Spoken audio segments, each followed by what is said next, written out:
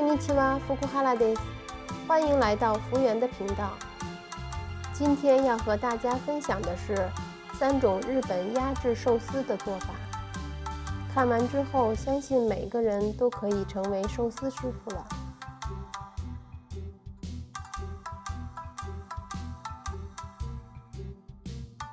做寿司用的米饭要比平时煮的稍微硬一些。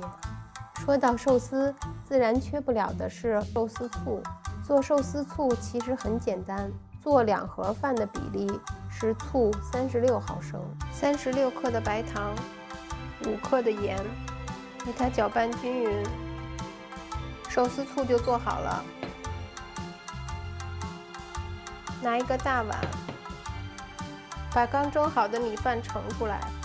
我用的是2盒米，大概700克左右。把刚才兑好的寿司醋全部倒进米饭中，也一定要趁热倒，用米饭的热度把糖化开。盖上保鲜膜，让它自然冷却。做寿司用鸡蛋2个，充分搅拌，加1小勺糖，再加一点点盐，2大勺水，再加一点玉米淀粉。这样做出来的鸡蛋皮不容易破。加打好的鸡蛋，过滤一下，放少许的油，千万不要放多了，然后刷均匀。开大火等15秒，然后倒入1半的鸡蛋，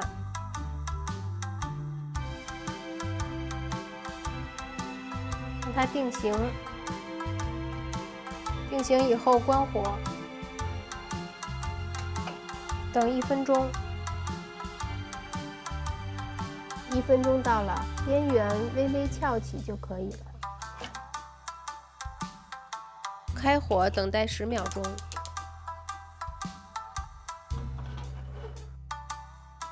鸡蛋饼摊好了，因为要做3种寿司，所以需要2种鸡蛋丝儿，一种是长方形的。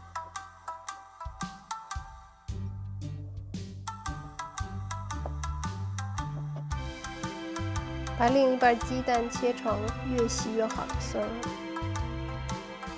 这是我在一个叫做 Shein 的网上买的一个专门做压寿司的小模具。现在开始做第1种和格山传统的 Kokira Sushi。先舀1.5到2厘米左右的饭，盖一层，将事先煮好的蔬菜和鸡蛋皮铺满。具体的煮制方法我已经写在了食谱里。第1层铺好了，再放一片大叶，放第2层饭，压一下，尽量压紧一些，再像刚才一样放胡萝卜。接下来就是重复之前的步骤。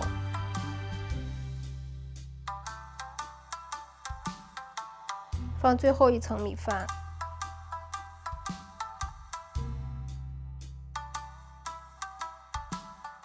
第3层铺好后做最后的压制工作。传统的和格山寿司最后要压制12个小时以上。一份简单版的和格山 Kokira Sushi 就做好了。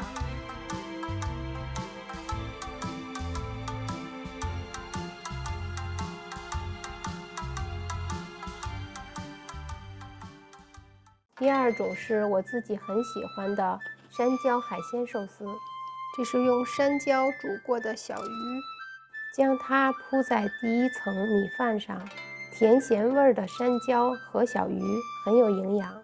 第2层米饭，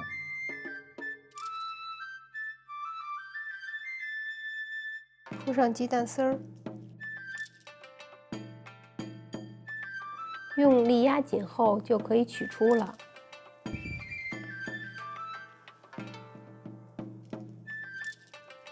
放上自己喜欢的海鲜，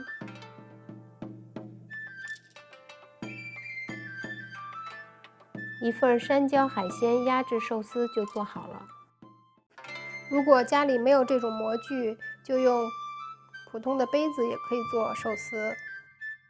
我今天就用这种鱼粉给大家做一个双色寿司，把它按照6%的比例倒入白饭中，充分搅拌，颜色完全变成粉红色就可以了。先在底部放一些鸡蛋丝儿。这种做法是把表面部分先放入模具，再逐一放入不同颜色的米饭，再放一层白饭。可以用手边合适的工具将饭压紧。这种形式也可以做成3色的寿司。之后将模具倒扣过来，脱模，成品就完成了。放上鱼子，好一份精致的双色压制寿司。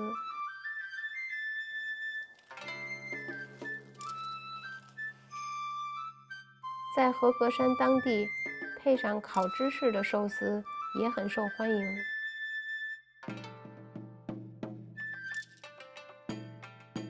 山椒小鱼的甜咸，配上寿司饭的酸，味道像在吃古老肉一样。比起双色寿司的甜味儿，我还是更喜欢这款山椒海鲜寿司。